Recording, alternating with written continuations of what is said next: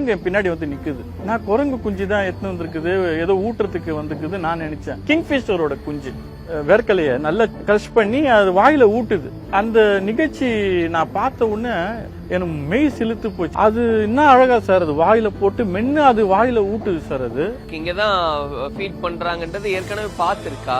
அது இந்த இடம் வாட்ச் பண்ணிக்குது. நிறைய பறவைங்க சுத்தம். ஒரு 5 மணி ஆயிடுச்சுனாவே இது ஒரு பறவைங்க சரணாலயமா இருக்கும் என் வீடு.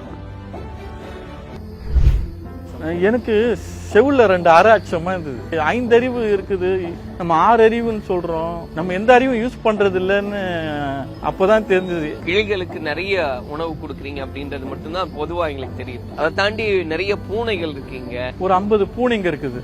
50 பூனை? ஆமா சார். அந்த பூனைங்கெல்லாம் நான் ஒரு கண்ணா வளர்க்குறேன், குழந்தை மாதிரி வளர்த்து நிக்கிறேன். சிட்டுக்குருவிங்க வரும், சிட்டுக்குருவி 200 சிட்டுக்குருவி மேல அந்த இனத்தை காப்பாத்துறேன். ஆட்டுக்கு சார் 1/2 மூட்டை குத்துருவேன் ஒரு நாளைக்கு. ஆமா, அரிசி கோதுமை அவங்களுக்கு என்னென்ன பிடிக்கும் வாங்கி வந்து போடுவேன். நான் இங்க அவங்களுக்கு தேவையான உணவு, பூனைங்களுக்கு ஒரு டெய்லி ஒரு 300 ரூபாய்க்கு மீன் வாங்கி வந்து போடுவேன் தினமும். ஆமா சார். கழுகுங்களுக்கு சிக்கன் பாருங்க.